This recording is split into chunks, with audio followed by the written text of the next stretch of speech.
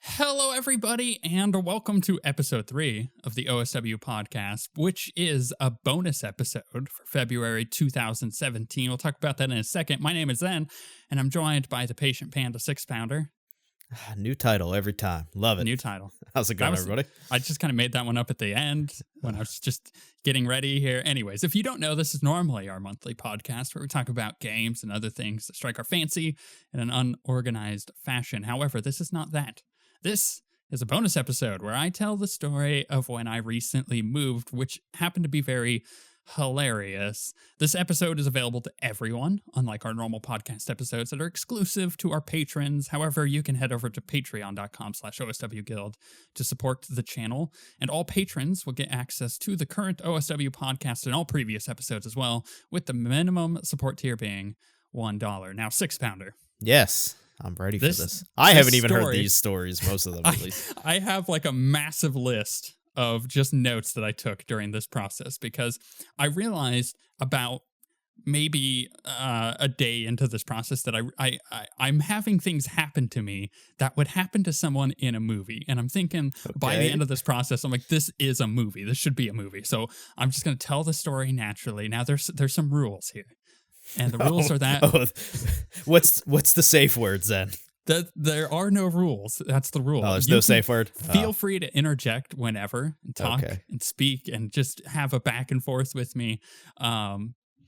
This story starts off normal and just gets more and more weird as we go, right? Okay. Okay. Just prepping everybody. I'm going with the it. Inevitability. Yeah, you're just gonna have to. You'll get the flow very quickly. Now, just to interject before I start the story, I did move from northern Nevada to the middle of Kentucky. I am with my dad currently in their house, and I'm going to be here for just a little bit, not for a extended period of time. The reason I came here, so just get this out of the way, is my living situation before was not ideal, and I needed out of there. And you lived in a dungeon. I didn't live in a dungeon, but I was not in a spot that was good for me or good for the people that I was living with. And it was kind of like, okay, I need to move.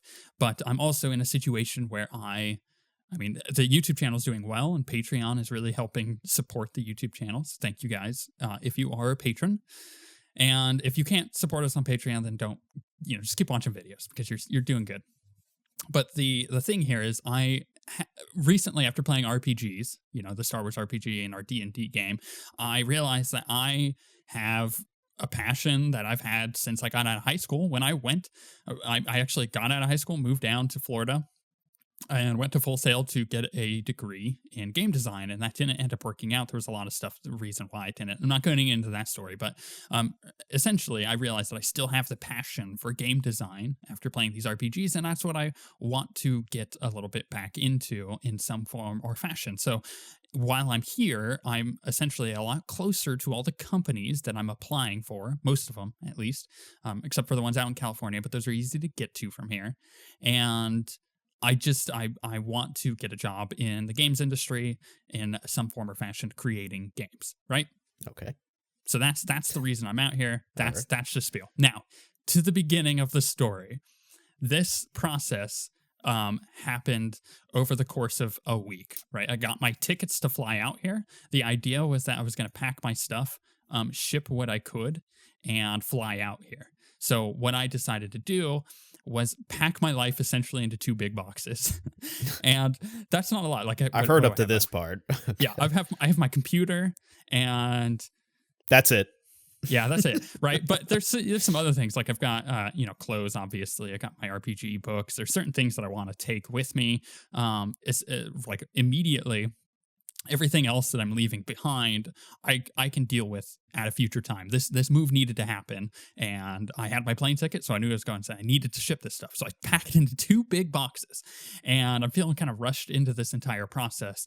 And my flight is on Friday. I'm shipping my stuff on Thursday, and it's Wednesday, and I'm packing my stuff. And like I get to the point where I'm so rushed that I'm putting things in boxes, and I'm putting all of my computer stuff in one box, and I realize, I close it up and I tape it up and I turn it around, and my keyboard and mouse are sitting there. I'm like, damn it.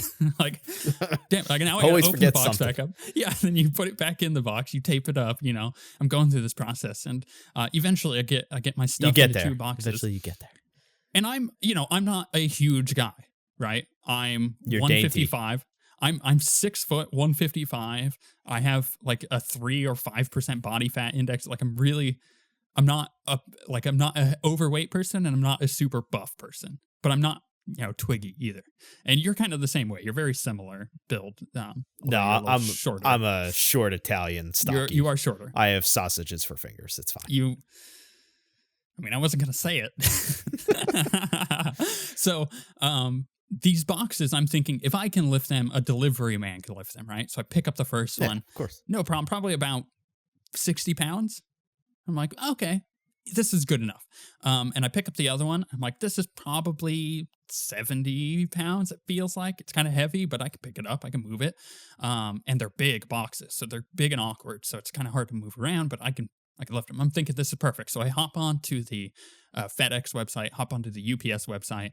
FedEx seemed cheaper, so I went with them. I'm looking and I'm going through their box price, or not their box, but their weight prices for shipping. And it's about like 50 or 60 pounds. It's like, like 40 or 50 bucks. I'm like, oh, this is perfect. Like, I'm going to have the money to do this. And I have money to eat when I'm on the plane and stuff like that. So important. It is very important. So then, before I even got my computer packed, I made sure that I went onto the website and I checked in for my flights, and I selected seats. Now, I had done this a little later than everybody else, so there weren't many seats left, and there were only middle seats. So I'm concerned. I'm like, I'm going to be sitting next to overweight people, old people that stink on the plane. This is going to be bad. I'm not looking forward to this. I hate sitting in the middle. I like the window seat. Period. But I'll settle. I'm an aisle seat man, because that's the easiest way to get to the bathroom if you have to. You don't gotta jump over somebody's lap. I never go to the bathroom on a plane. Oh, it depends how far the plane is. How long was your flight? The first flight was like an hour and 20 minutes. That was to get from Reno, Tahoe to Salt Lake City, and from Salt Lake City to Nashville. That is about 3.5 hours. So, yeah. That second one, you probably had to go. Yeah.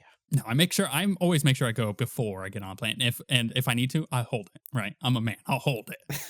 So I'm not worried. I sit on the window because I've seen Kerbal Space Program. I know how people die, and I want to be at the window to see that. To get sucked out death first. Yeah, exactly. Right? So I like sitting on the window seat. So I'm doing this, and I get the middle seats. I'm like, whatever. I don't care. I just want this process to be over as quickly as possible. I've moved a lot in my life, like between houses within a town, but I've never really moved massively across country. I've only done that really twice. Move. Yeah. So, wasn't necessarily looking forward to it, but I'm like, I like planes. I'm cool. I have no problem with flying. I love flying. So I have no problem with this. Get my middle seats, and I'm good to go. So now I've got my computer packed. I've got my stuff packed. All my recording equipment is packed. I'm good to go. I got my boxes. So we go up on Thursday morning. It's me and Luke, who the guy who did our website. I was living with him and his wife. So he was at work. So I'm with his wife, Jen, and we're going up to Carson from Gardnerville. And that's about a 20-minute drive, about 30 minutes to get to FedEx, right? So we're going up, and the craziest storm at this point is hitting the West Coast. Now, you may not think Nevada is, and you guys make this joke that Nevada is not on the West Coast, but any storm that hits San Francisco, about 8 hours later, it's going to be in Nevada, because they are like right there. And we're living in the place I did in Nevada.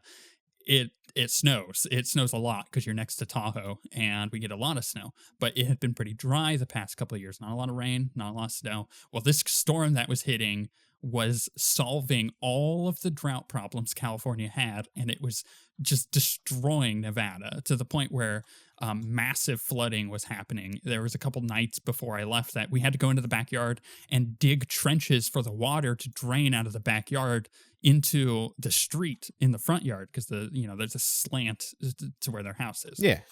So it was bad. It was really bad. And now we're driving up to Carson, and it's just dumping snow. And then it just instantly stops snowing, starts dumping rain, and the snow, if you've ever been in this kind of like foot of snow, yes, that is now I live in Pennsylvania. Well, that is now turning into slush. It is very dangerous. And we're driving up, and people are driving slow because they're smart. They live in this. We're not dumb here. So we're being kind of careful. Yeah. And makes sense. We're in the middle of the highway, which has been plowed, but the between each of the lanes is just like a huge thing of slush. So, we're being very careful. And this guy is riding our butt, and we're trying to get past this other car on our right. There's a car in front of us.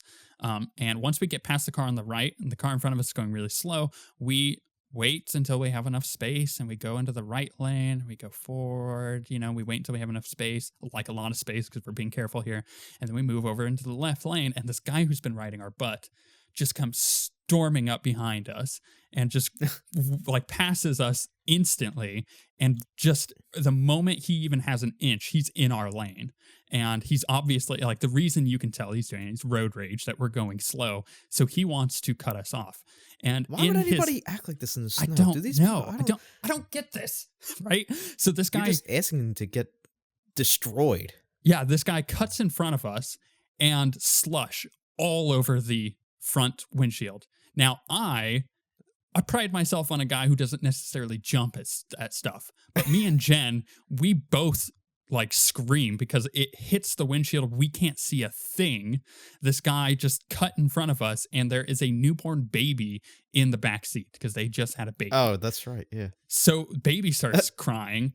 And both of us, she slams on the brakes because we can't see anything. Both of our hearts are just going. And we're a little startled. So this is not boding startled well for, like isolation startled, or Resident Evil startled. Resident Evil startled. Resident I needed Evil a new pair of boxers, and unfortunately they were in the box. So that was not going to go. I'm having trouble saying that word. Startled. Yeah. Cinnamon. So we're pissed, but there is an upside to this. The guy is an idiot because he is in his work van, and he works for a company called Fleet Heating and Air based out of Reno. We've never heard of them, but I'm just calling it out because F them all.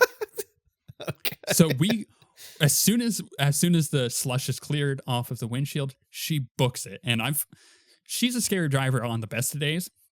This actually had my butt pucker quite a bit. Jen was driving? Yeah. Okay. It's their Tahoe. So I have all my stuff in it. So that way we can kind of get it up there, and she can have the baby with us, right? So there's kind of like a compromise we're doing here. But we get up, like it takes us probably about 5 minutes until we catch up to him at the light, because we know that there's this always damn light on 395 when you're moving into Carson. That's always red. It's always red, and we knew we were going to catch up to him, and we did. And I took a picture of his license plate. Right. More on that later. We end up getting past him, getting to FedEx, and this begins the FedEx kerfuffle. I go in, and I manhandle these boxes in there because I've never done this before, so I don't know where they're supposed to go. So I go in at first. I'm like, hey, I got 2 boxes to ship. They're kind of big. They're like, oh, just bring them, put them on the counter. I'm like, no, I don't think they're kind of big. And they're like, oh, it'll be fine, right? So I manhandled both of these boxes. It'll be fine. And I set him down, and the woman who's helping me, you could tell she's new. You can always tell when someone's new at a place, right? Or relatively new. So she's like, wow, these are, pretty big. And I'm in my head, there's jokes, right? There's jokes, but I'm not going to say it in public. I'm trying to be a reasonable, responsible human being. So I don't make the penis joke at all. But what I do is I'm just like, do you need help picking it up and moving it? She's like, no, I think I got it. She tries to pick it up, can't pick it up at all. I'm like, I can tell because you were a dainty woman. I was offering to be a gentleman and help you move this box to where you needed to go. And she's like, we're just trying to weigh it. And so she brings her manager out. He grabs the box, he puts it down, and he's like, wow, this is a heavy box. I'm like, yeah, it's pretty heavy. I could bring it in. And remember, I'm thinking like, if I could pick it up, their drivers can pick it up. He puts it on the weighing scale. The first box is 60 pounds. I'm like, that is exactly what I thought it was. Perfect. They move that box, and they put another box. They put the other box down. That one is 85 pounds. That's pretty heavy, though. Yeah. And they're looking at me like, this is gonna be expensive to ship. I'm like, yeah, I went on your website. I'm looking at the prices. I think I know how much. And so they ring it up and they say it's $277 to ship both boxes. I'm like, what? Now, let me ask you, how much, when you looked it up, how much was it? It was going to be about $100. Okay. Yeah, it's a little off. Yeah. Just a little off. The reason, the manager then tells me the reason is because of the girth. The box is too girthy. And again, I have tons of jokes there, but I'm not saying them out loud. But in my head, I'm laughing. I'm dying. I'm going to say them out loud. Thank you. Dicks. It was dick joke. Big old penis joke. My boxes were girthy, and they couldn't handle the girth. No dear. The girth was so bad that it was costing more.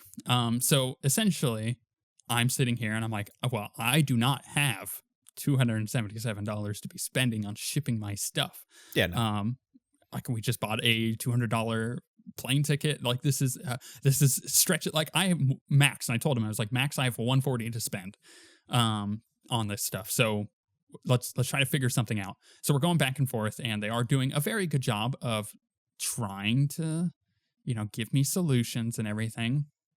And eventually what I settle on is taking my computer out of a box, taking my recording equipment, which involves with a boom arm, the microphone itself, and the mixing board, and putting that in there. And I put it all in one box, and they make me buy a new box, which by the way is $25. What? To put it into a box, and they buy their box. Don't even. Oh, come on! Like, why can't I just use the same box? They're like, because then it still costs more because it's girthy. I'm like, but it weighs less. And they're like, no, it's still girthy. I'm like, ah. So we put it in a box. It might have to do with how they package the things on the planes. I assume. Well, I'm doing ground. I'm doing FedEx ground, so I don't know. But I'm running out of time. I'm already in FedEx for an hour at this point, talking with them and doing all this stuff and going back and forth. And the woman working there keeps telling me, you should just go to UPS. And her boss is in the other room. And I'm like, I checked UPS. It's either going to be the same problem or not. And right, that'll come back up later. And I'm just like, I'm sorry, I'm running out of time for this. I just, I need to make this decision. I just put it in a box. So we put it in a box. She starts packing it, and she's like, do you want me just to pack it, or do you want to pack it? It'll cost the same. And I was like, you pack it. You are obviously a professional. You work here at FedEx. I trust you to pack my stuff. I need to go. Don't mess my computer up, right? That was my final words. Don't break anything. I need to go. So I take off. I'm putting all of the trust in them that they're going to pack my stuff in the box properly and ship it to me. All in all, buying the box and shipping that box, $131. I just would have bought all new stuff. I'm telling you, man. What was in there? A $2,000 computer. No, not your computer. You could have. Oh wait, we talked about this. You couldn't have taken the computer. That's right. That's the problem. Okay, yeah. So this, and that's they asked me the same question. They're like, "Oh, where are you going?" I'm like, "Kentucky." They're like, "Okay, can't you just take the stuff on a plane?" I was like, "No, I looked at that because that was an option. You can't check a computer in because computers are bombs." Got it. Because computers are big and girthy, and a laptop. It looks like a laptop, right? But you're taking that on the plane with you. If you're checking a computer, like a physical case, into the airport, they won't take it because there's a likelihood that it's a bomb and not a computer or something like that. Well, let me ask you, did you look up to see if the individual parts can be taken out of the computer and taken on a plane? I did, and they will... Same idea? They will not let you. Because a graphics card could... it's dangerous, I don't know. Man. So much power. So essentially, in this box is my computer, my recording equipment. That's it. I took my keyboard and mouse with me, and I put that in my bag. I get home, and I'm like, this is bad. I was not expecting to spend this much money. I didn't even get all of my stuff shipped. I got my computer shipped. At least that's the important thing, right? Got my computer shipped. Couldn't even take a monitor. Just my computer. Yeah. And I'm like, okay, well, my dad said he has an extra monitor, so I can use that. Okay, good. And I'm like, okay, well, now I need to get the rest of my stuff. So I get my cables, my keyboard, my mouse in my actual bag that has my clothes in it, which means I have to end up taking a towel. I'm not bringing a towel with me anymore because now I can't fit the towel. So I have to put my keyboard and mouse in there and my mouse pad. I'm trying to keep my backpack because I have luggage that has my clothes in it and my my razors for like shaving and trimming my beard and, you know, deodorant and stuff like that. And then I have a backpack that has my RPG books, my Star Wars books. And then like miscellaneous stuff like chargers and my wires and stuff. And I'm at this point, it's Thursday night. I'm worried that Friday morning, I'm not going to be able to get on this plane because I have 2 bags that are fairly overloaded. Like this backpack I know can fit under the seat in the best of times, but when it's loaded the way it is, I'm like, ugh, I'm trying to keep it as light as I can. And I'm just like, dude, security is they're going to kill me. They're not going to let me on this plane because I got a keyboard and a mouse and I didn't get my boom arm in the box. So I had to take my boom arm from my microphone and like tape it up so it's not like springy and put that in the bag. I'm like, they are not going to let any of this on the plane. This is so bad. So Friday morning, we at this point, like I'm expecting you ever watch 24? No, it's one show I never watched. But did you know like the thing, like anytime they would transition scenes, they would have the clock and it was like bleep, bleep. Yeah. Okay. Like that's my Friday morning. I'm waking up and it's like doing the countdown for me. And me, Jen, and Luke, we all go up to the airport. They're dropping me off at the airport. Got my stuff with me.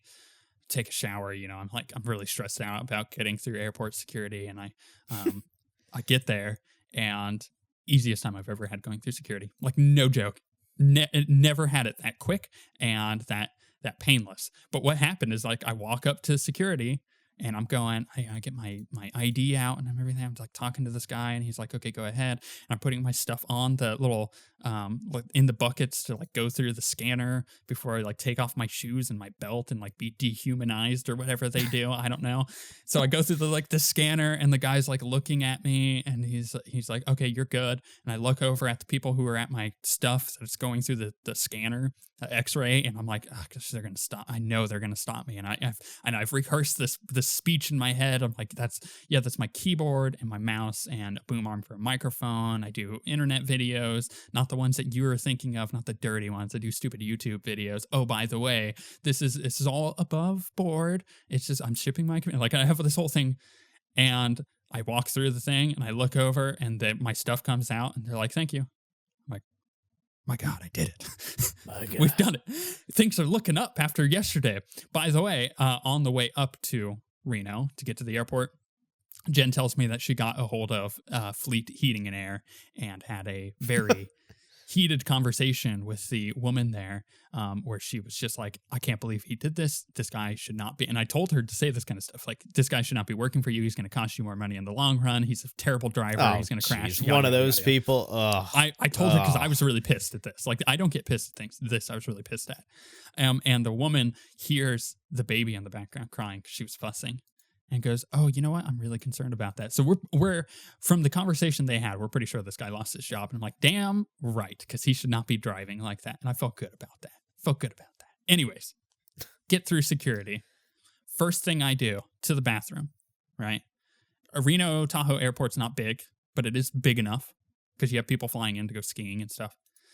And I go to the bathroom and I've done this it's like a ritual. Anytime I'm there, I poop in the exact same toilet every single time. So I got my final poop in this toilet. It was great. Like I'm glad everybody knows now. It was like the problem is this toilet has had a storied history with me where previously it was broken. It was one of those auto ones that would flush, and sometimes it would flush early even though you're sitting there, and you kind of get like a bidet effect going on. You're like, woohoo. It was fixed this time. And I was like, this is all going perfectly well. You need to get out more, bro. Holy shit. I did get out. I got out to go poop in the toilet that I always go pooping. Now you're in Kentucky. That's not really out. I don't know. Oh, we'll get there. So I get through that. I sit down at the terminal. I got an hour to go. And there's people kind of funneling in. And what I end up doing is I pop open the iPad. I'm like, playing games. I was trying Super Mario Run, which we talked about on the second episode of the podcast, which went up a couple days before this one. And we're just sitting and waiting, and people are funneling in. And these 2 women, older women, they're both probably 30 plus. The other one is definitely 60 plus. So it seems like mother-daughter. They walk up to me and sit next to me, just waiting in this terminal. That's fine. I have no problem with that. But I quickly realized they're not speaking English. They are speaking tribal African, like no joke. I can't even reproduce the sounds, but I'm pretty sure it was like, it sounded like something out of the Congo. Like, I'm not even joking. Like clicks and stuff? Yeah, exactly. And I think that's what it's called.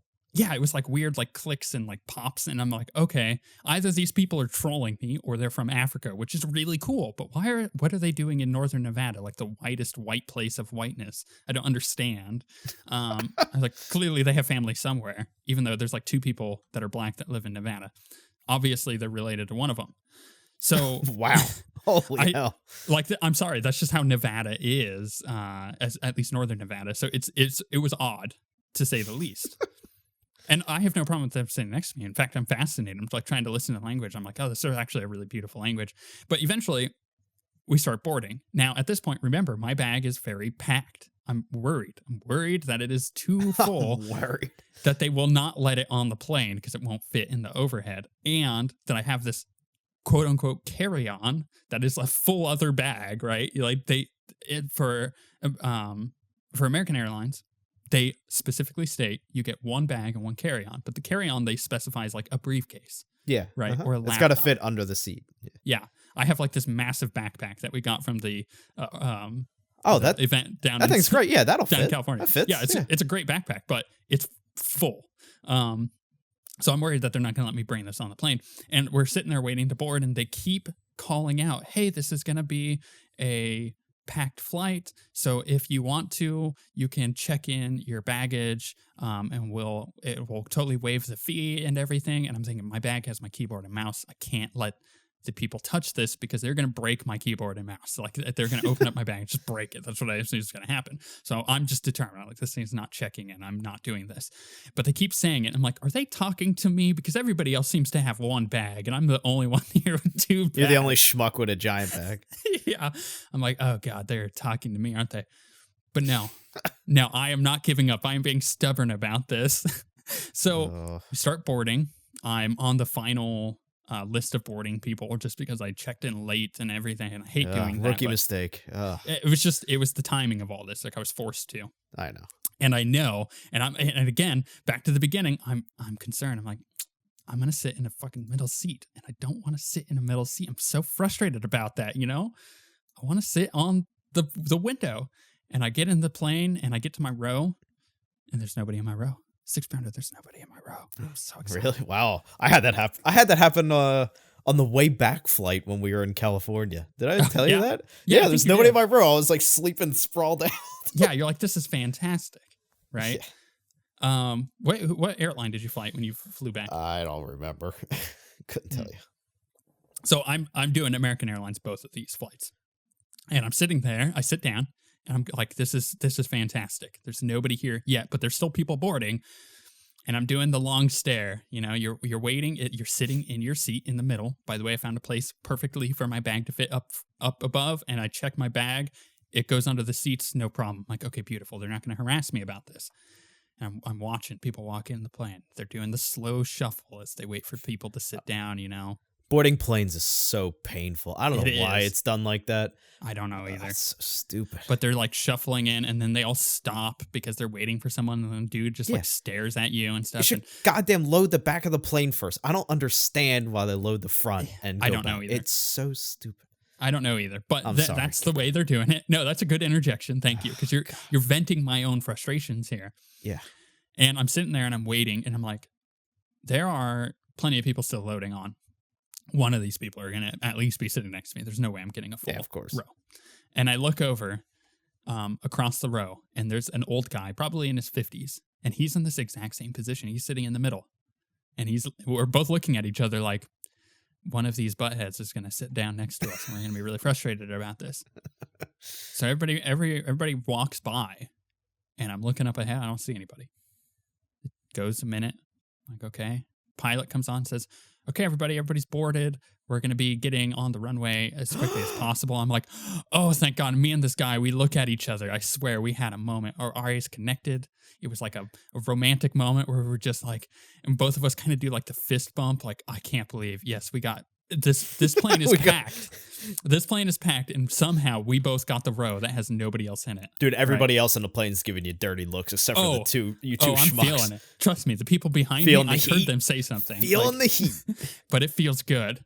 So I pick up my butt, I pick up my bag, and I move to that window seat. I plop down, and I'm all excited, and I put my bag under the chair, and I look to the right, and the old guy's doing the exact same thing. Him and I, we shared a beautiful moment in that moment, and I just want to let you know, old guy, if you're out there somewhere, I know. You and I, we knew. So we're sitting there. We start kind of getting through the process, and the flight attendants are kind of going back and forth, and they're doing their whole thing. And we haven't moved yet. We haven't gone off of the thing that I don't remember the name of it that boards you, but we're just waiting. And behind me, probably 4 or 5 rows, I hear the flight attendant talking to people at the emergency exit. And they do the whole spiel like, oh, do you know that you're sitting at an emergency exit? Are you willing to help people? By the way, those are the best seats. They are the best. So much leg room. Oh my God. Yeah. You get so much leg room. It's amazing. But I don't hear the response of the people. And then all of a sudden I hear the flight attendant go, okay, yeah, there's 2 seats there and there's 2 seats right across from it. And I'm like, oh, damn it. What? They didn't want to do the emergency exit? They didn't want to do it. They didn't want to do it. Oh, me and this old guy, again, we lock eyes, and both of us, like 2 deers in headlights, we're both probably praying that the other gets these 2 people, right? And this guy, again, he's a much older man. I'm a young, spry gentleman who's not a bad-looking man, right? Thanks. I'm knowing that I'm rolling. The dice are rolling in his favor, right? Because he's an old man. He probably stinks. These people aren't going to want to sit next to him. Sure enough, these 2 people. I'm doing the cordial thing and keeping my head down. I'm doing the school thing of if I don't look at them and they won't pick on me. Don't look at the teacher and they won't pick me, right?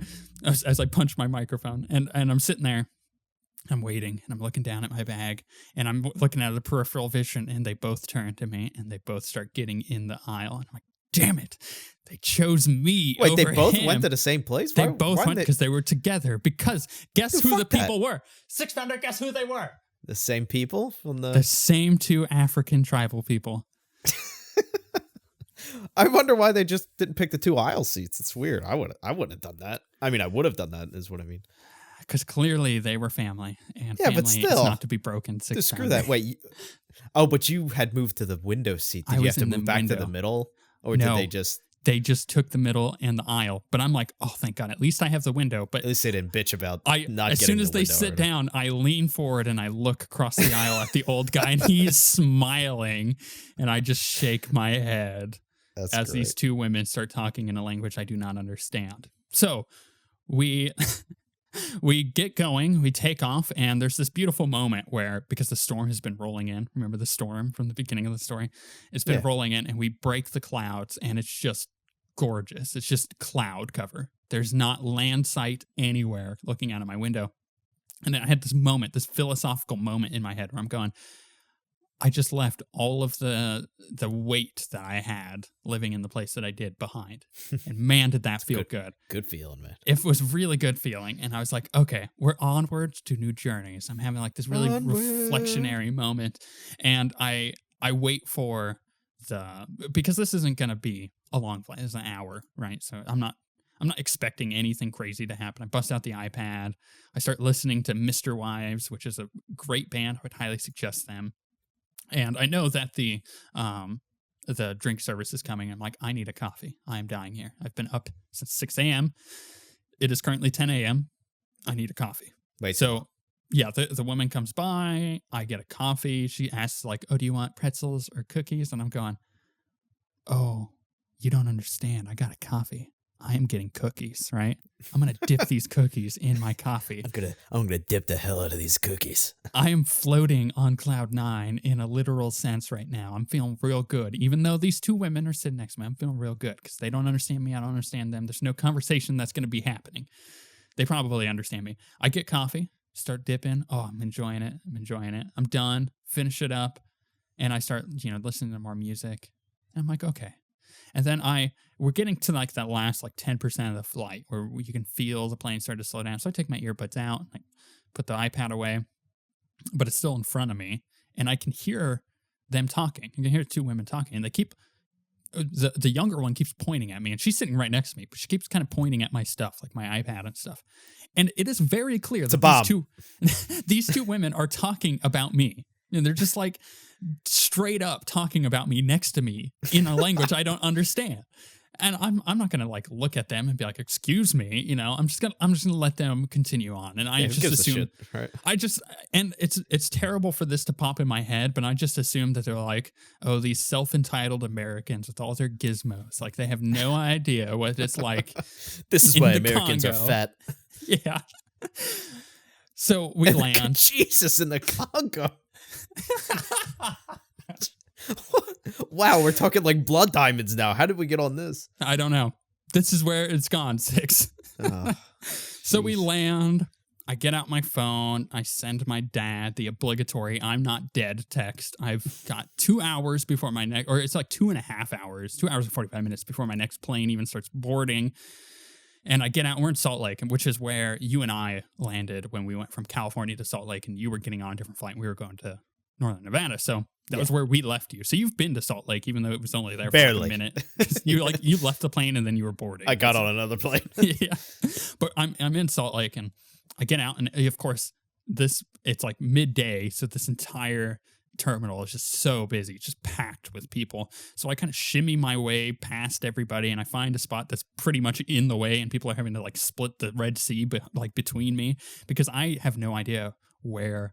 Because when I checked in, they had no terminal for my flight yet. So I was like, I don't even know where I'm supposed to be. I'm looking around, I don't see any screen. So I bust out the phone. I'm getting on their website. I'm seeing like, where's my next flight? What terminal is it? And then I'll determine food. I'm not in a hurry. I'm just like a little worried. I'm like, I have no idea where I'm supposed to be. I don't like that feeling.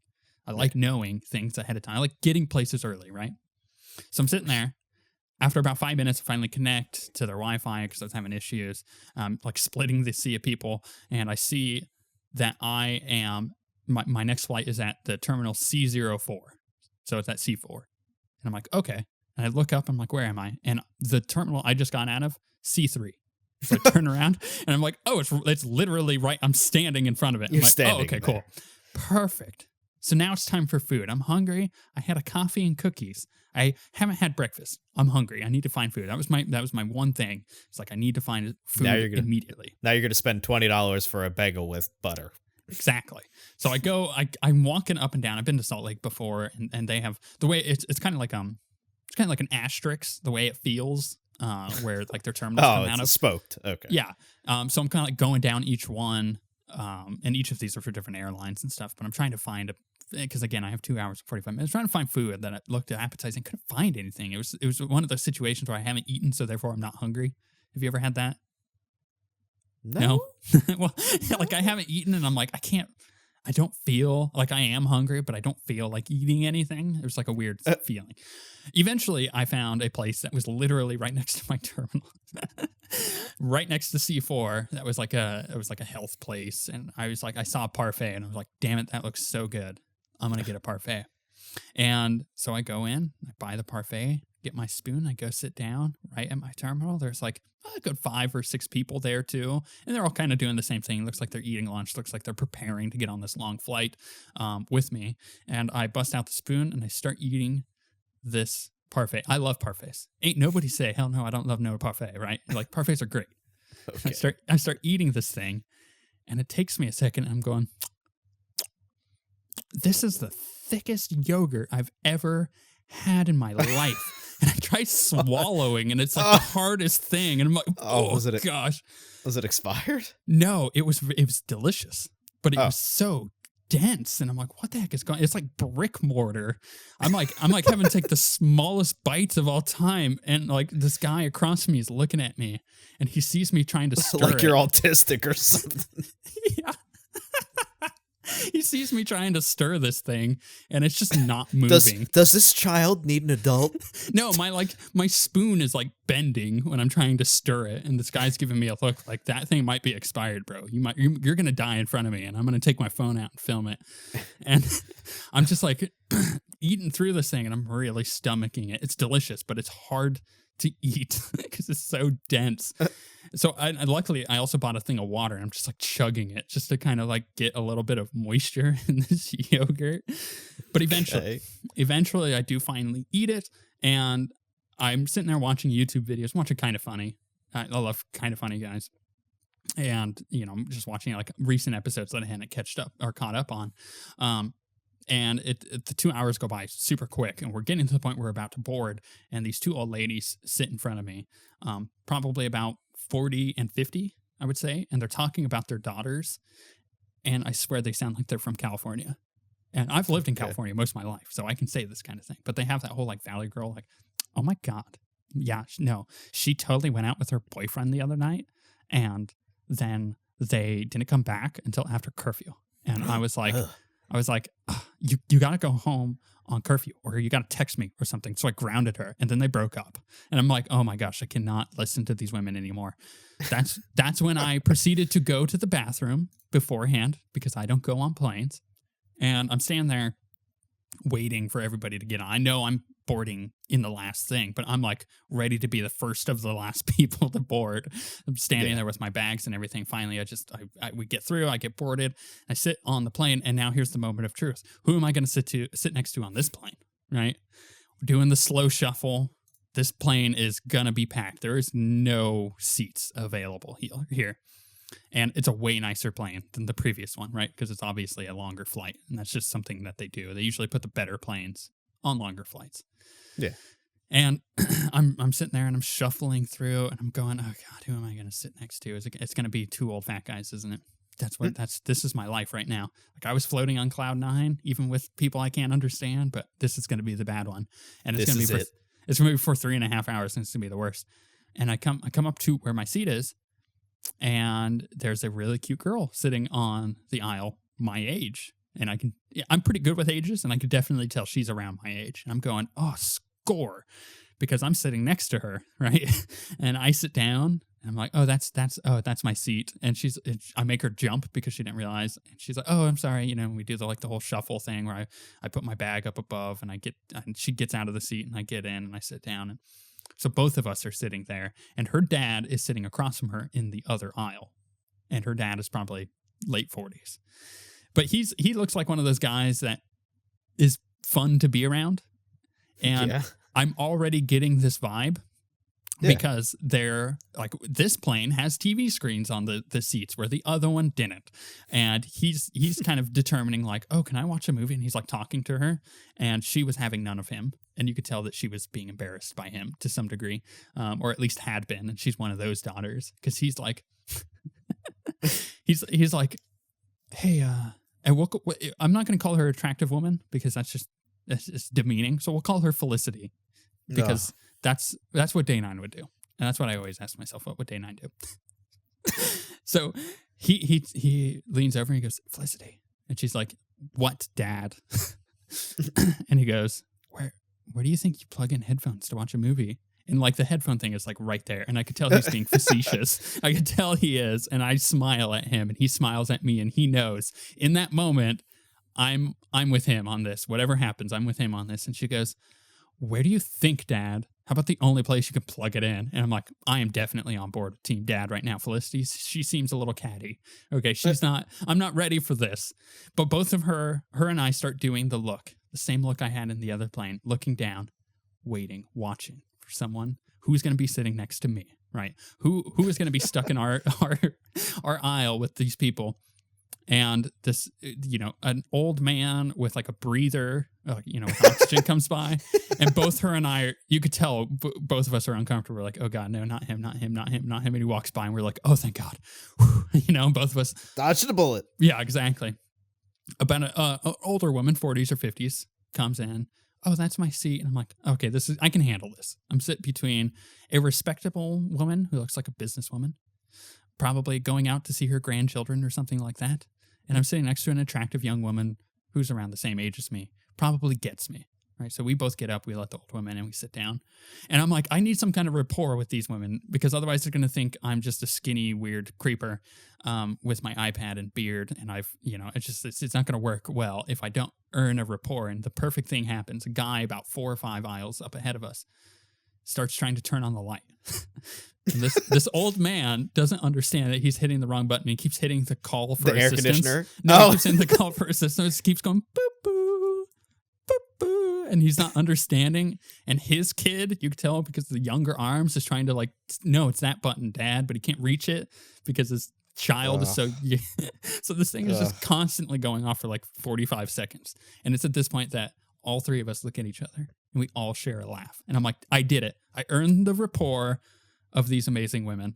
And I look over to the aisle that has her dad, and it's him, and on the window seat is a very old man at probably 60s or whatever, and in between them it's like a young girl around like 15 or 16. I'm like, oh God, you should have had this seat. I should have switched, but I didn't think of that. So so we're sitting there. Oh well. We're on the tarmac, or not even on the tarmac. We haven't even left the terminal yet for like 45 minutes. Something is taking for freaking ever. And we can't even access the TVs in front of us to see what they have. So it's just like, it's frustrating sitting here. All of us are getting uncomfortable. We want to go. Team Dad over there is harassing Felicity. And I'm just like, I'm totally on board with everything he's doing because he's making me laugh. But we finally start moving backwards, getting onto the tarmac. The pilot's like, we're going to be going soon. The flight attendants are doing their thing. And then they show us a little video instead of like having the flight attendants be like, this is how you clip your buckle if you're an idiot. It's an actual video, and it's like, okay, this whole debrief thing. And then it pops up. And it's like, now that the debrief is over, you could feel free to look through media on the TV and like look for music or movies or anything. And I'm like, I'm all set, right? I got Dungeons of the Endless. I got Bastion. I've got music. I've got the Aftermath Life Debt audiobook on my iPad. I'm good to go for this entire thing. But I start, flipping through the movies just to see what they have under new releases. And I see Suicide Squad. Have you seen Suicide Squad? No, I have not. Have you heard about Suicide Squad? Well, yeah, of course. So Suicide Squad is a movie I have seen. First quarter of the movie, fantastic. Totally on board. Last half of the movie, it was just bad. It's not like it was bad. It's not like it's not like it's not enjoyable. It's just not good. But you can get a laugh at it. And for whatever reason, I'm in the mood to watch Suicide Squad again. I was like, that whole beginning of the movie, I'm ready for this. Now remember, I'm sitting next to Felicity and Mrs. Old Woman, who probably has several grandchildren. And a parental advisory pops up when I hit play. And I kind of do the hesitation where I think about it for a second. I'm like, okay. And the old woman looks over at me and is just watching my hand. And this whole thing goes in slow motion as my hand goes up. And I hit yes. And I'm thinking, I'm an adult. I can watch this movie all I want. I can do whatever the F I want. Do not judge me, old woman. And then Felicity looks over at me and I literally see her eyebrow go up. Kind of like oh, really? Is that how it's going to be? And I'm thinking, like, I remember watching this movie. I don't remember anything bad about it that would need a parental advisory. I guess the what's the word I'm looking for? Maybe the boobies. No, definitely not boobies. The gratuitous violence or the language and stuff like that. I'm like, okay, I could see that, especially on an airplane. Yeah. But I don't remember anything else than that. And sure enough, I totally forgot the whole first bit of the movie with Harley Quinn in her cell doing like this really provocative stuff and like hanging upside down, very minimally dressed.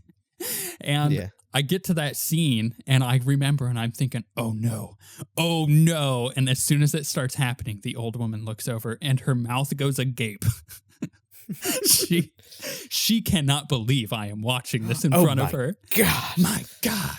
And I'm going, what do? I don't just stop, because then that's even more awkward if I'm like, nope, So I'm like, I'm gonna power through this. Harley Quinn is my favorite character, so I'm not gonna show any emotion here. I'm just gonna watch this movie like I'm an adult. I'm gonna take this as an adult. And it starts happening and it finishes and we get through that scene. I'm like, okay, that's fine. That was okay. But I also forgot about the club scene with the Joker where Harley Quinn is literally pole dancing. And when it gets to that moment, I'm like, I've already committed to this. This woman thinks I'm a heretic. Felicity thinks I'm a horn dog. I'm done. The rapport that I built at the beginning of this flight is gone. And I commit to that. I'm like, I know I've screwed up. I'm not going to apologize to these two women, nor am I going to apologize to Father over there, because hopefully he didn't see see me looking at this scantily clad Harley Quinn on this movie, thinking that I'm thinking the same thing of his poor daughter that is sitting right next to me, right? This is all the stuff going through my head, which probably none of this is actually happening in either of these people's heads.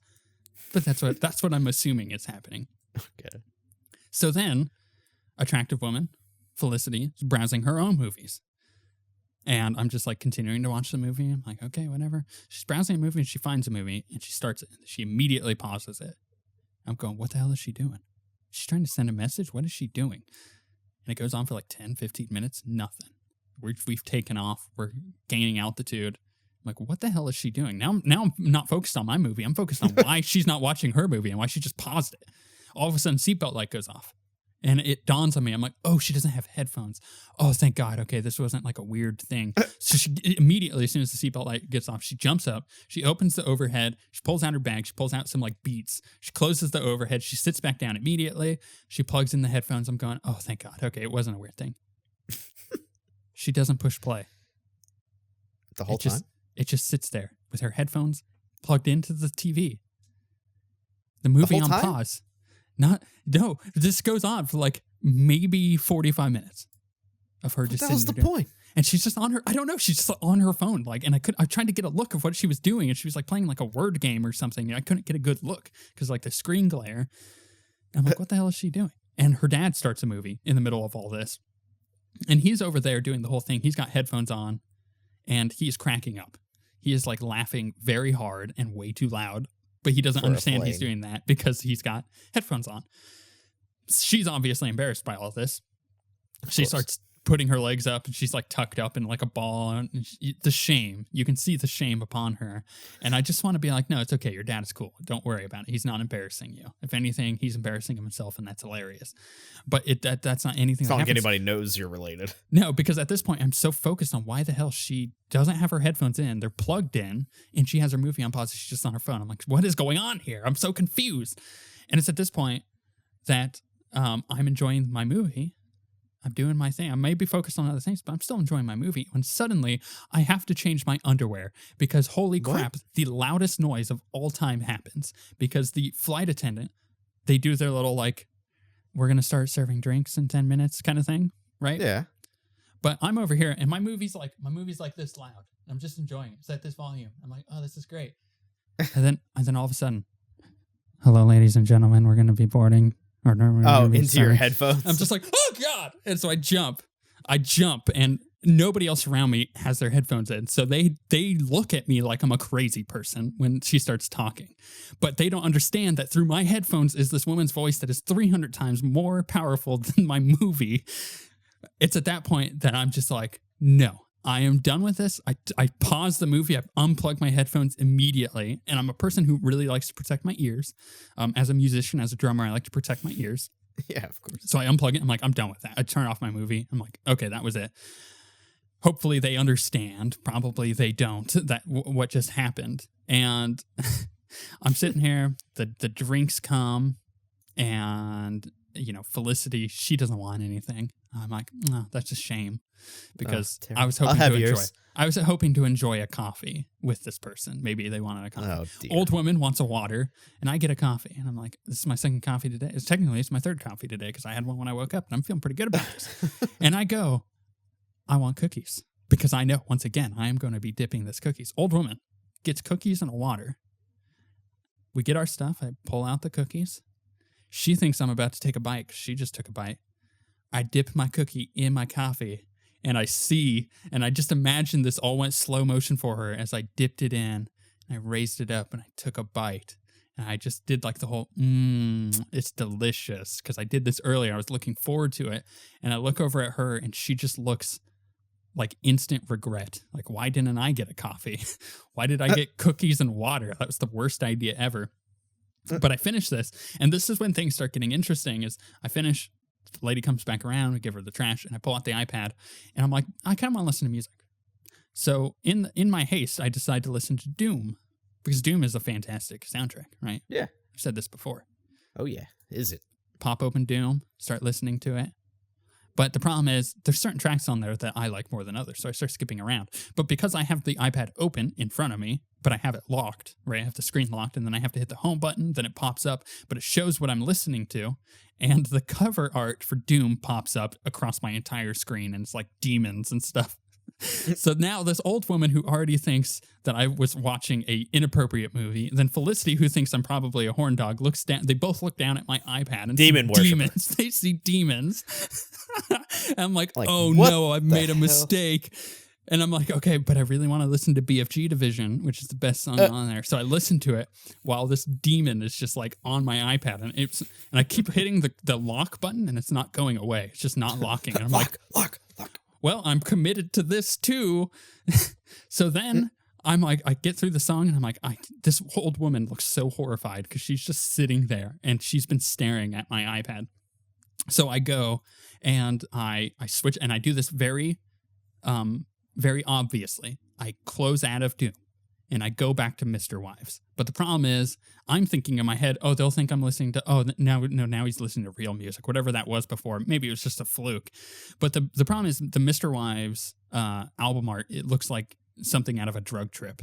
There's like pink, like elephants and stuff. So now they don't think I'm crazy. They think I'm a whole new level of weird, right? Like you are. I'm not just crazy. I'm now dangerous, right? At this point, I am now dangerous to them. And you have a computer in your luggage somewhere. No, they do not know about the keyboard and mouse, okay? So I realized this.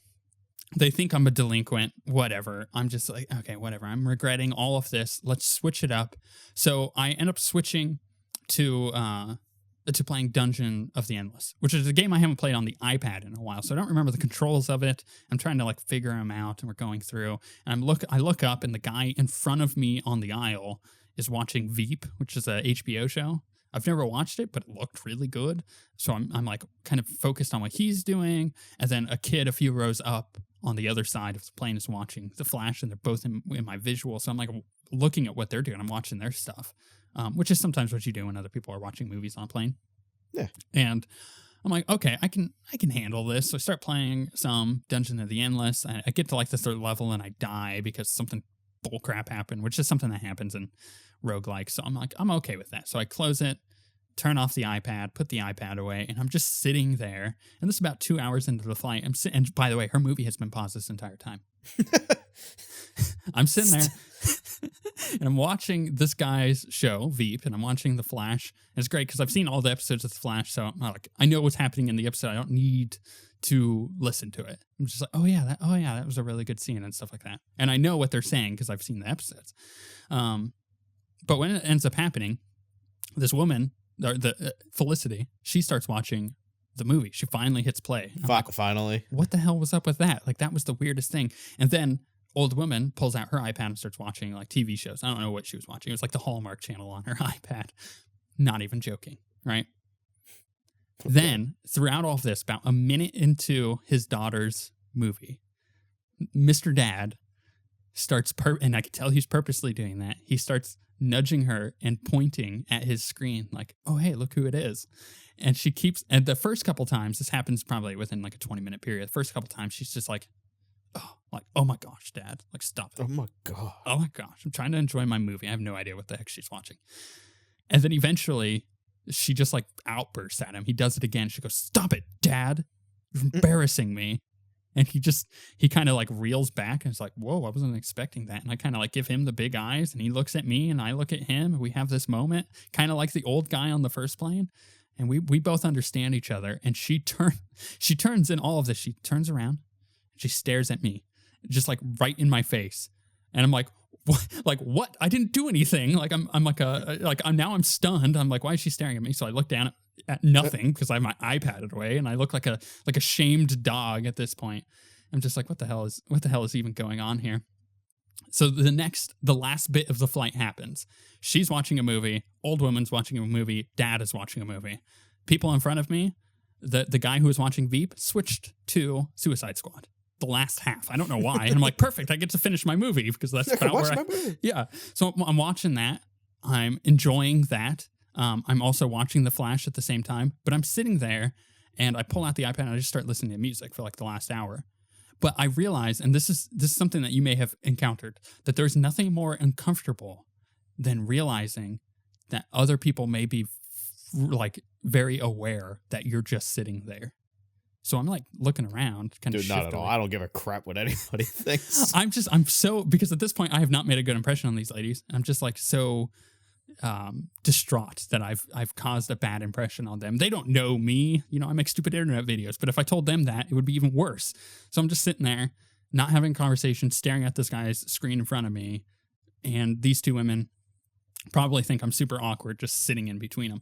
And I'm like, okay, whatever. Flight's almost done. We're starting to kind of slow down and everything. And then remember, both of these women have headphones in. The older woman switched to the TV. She was like listening to music. I don't know what she was doing, but it was like right at this point, she switched to the TV, started listening to something.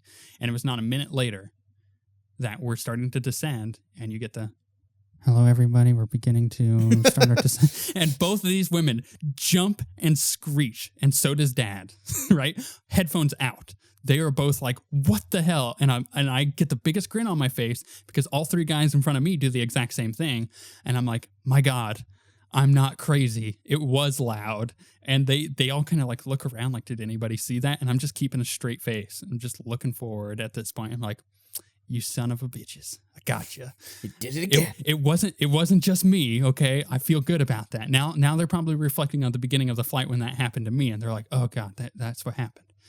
They all put their headphones back in. They all start watching. And again, ladies and gentlemen, we're beginning. And they all jump. They all jump again. And I'm like, oh, thank God. And I turn to her and she takes out her headphones. She looks at me. Felicity, that is. And I say, startling, isn't it? And she goes, right? They're so loud. And I was like, I agree. They really need to have like an early warning, like beep or something. So you know to take early warning detection. Yeah, so you could take your headphones out. And she's like, totally. And at that point, I'm like, I got it back, baby. That rapport that I earned at the beginning of the flight, I got it all back. She doesn't think I'm not I'm a creepy crazy. guy. Meanwhile, in her head this entire time, she's probably like, oh man, this poor guy probably thinks I'm crazy because I'm not watching my movie. You know, it's funny how like that kind of thing happens in your head.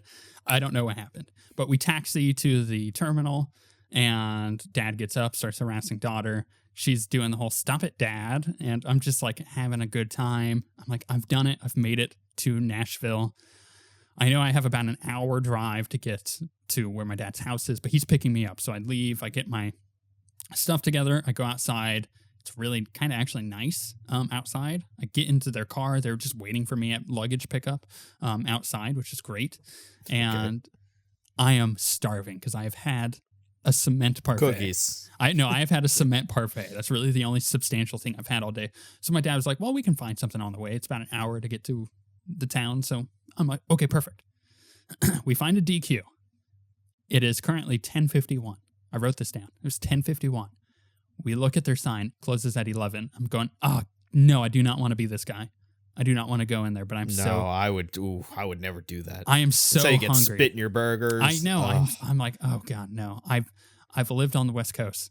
California people, they would have closed 10 minutes ago anyways. Like these people are probably done. And I'm like, oh God, but I'm so hungry. I need to eat now, and they don't have anything at the house. So we walk inside the DQ. Attractive female, number 2. We'll call her Felicite. Walks out. Biggest smile on her face. Looks directly at us and goes, oh, howdy. How are y'all doing? And I'm like, and I started profusely. I'm like, I'm so sorry. I know you guys are about to close, but I haven't eaten all day. I just got off a plane. It's okay. She's like, no. Let us serve you. You just got off a plane. I'm like, man, this woman is nice. And we get our food within a couple minutes, get a couple blizzards. And her and I are like talking, and we're like sharing a laugh and everything. Talking about how I like just moved here and everything. And I had a revelation that if this were in California, these people would have spat in my food. Because this is Kentucky, these people are just really nice. And as we end... People would have goddamn hated you in Philadelphia if you did that crap. Yeah, it's like any city people would have hated. But I'm like in the middle of Kentucky where there's nothing. So it was just like one of those really nice experiences. I'm like, I feel like I'm home. I feel like I've entered a very homely place. And that continued to be my experience. So we woke up the next day. We went shopping. I went to an Amish bakery. I kid you not. There are Amish around here that there's a few around here too. They have their it's good stuff. What do they call them? Like the wagons. They call them, they don't call them trolleys. Carriage? No, there's like a buggies. They call them buggies. Oh, buggies. Yeah. That, and they like go up and down the street here. We're on Main Street in this town, but it's like a town of like 20 people. Right, it's bigger than that, but that's a gross overestimation or underestimation. But they go back and forth. So it's like this is culture shock to me. I've never seen an Amish person in my life. I thought they were myths. That's not true. I knew that they existed, but we went to like this great bakery, got some food and stuff, got some great donuts. I got a maple and bacon donut. And ever since then, I always wanted one of them. I never had one. Oh, it sounds so good. They're really good, man. But ever since then, I've had nothing but positive experiences with people here. And it's like, this is really nice. I'm really enjoying this. But there's plenty more to tell of things that have happened since I've been here. That I'm not going to like go into detail of where I am because I want to keep my dad and his wife, which I guess is technically my stepmom, but I've never ever referred to her as that. She's just Lynn to me. I'm never going to like, I'm not going to rat out where they live because I want their privacy to be respected. Right. But it's like, it's nice where I'm at. And upon getting here, it was like raining the next day. So it felt like because of the terrain that I was like living in the UK. That's what it looks like in Kentucky. It was just interesting. It's been fun, but that's my story of how I moved from Nevada to Kentucky.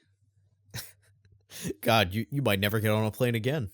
No, I love planes. That was a great experience. All of that happened, it was hilarious. I would gladly do it again for more stories. Except for the shipping. The shipping part. That's the other thing. Spent a week without a computer. I said this on episode 2 of the podcast. Spent a week without a computer. It was fantastic. Watched Battlestar Galactica, caught up on Gotham, played some games on my iPad. Didn't have a computer. Didn't work. It was fantastic. Thursday of the following week. Remember, I got there Friday. Thursday, my computer arrives. We're going to raid that night. Nighthold came out. I'm so excited. Pull my computer out of the box. The top of my computer was broken, which is like a plastic bit that goes on the top that's kind of for design, but holds the top fan, the exhaust fan. Totally broken off. And there's no way it would have broken in the box based on how they packed it. So it broke, them putting it in the box. So not like literally a couple minutes after I left FedEx, they broke my computer. After I just said, don't break it. Yeah. Ugh. Jesus. Long story short, I'm never using TLDR. If you watch the entire thing, I'm never using FedEx again. And funny thing is when we went to Louisville, which is north of where we're at, Nashville south. It takes about an hour to get to both. Went to Louisville the next day. And I'm realizing I don't see any FedEx around here. I'm only seeing UPSs because the UPS hub is like right there. So I should have just shipped UPS. Probably would have been a lot cheaper. Moral of the story. Now you know. Yeah, moral of the story. Anyway, Six, you have any questions about my move? No, I think I went into great detail. I think we all got it. Well then, everybody, I hope you enjoyed my long-winded story. It was long-winded. Winded. Come on, there's not even an H in that.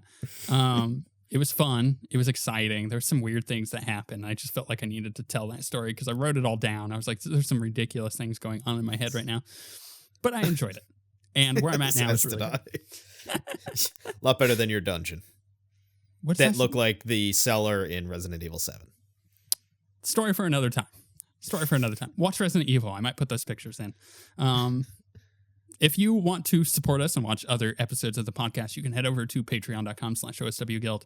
With the minimum tier of $1, we'll get you all of our podcasts as they happen, past and future. And just essentially, it also supports the channel. All of this goes into making cool stuff. There's cool reward tiers on there. Head over to patreon.com/OSWguild to check it out. Links in the description. But with that long-winded story out of the way, we shall see you guys next time.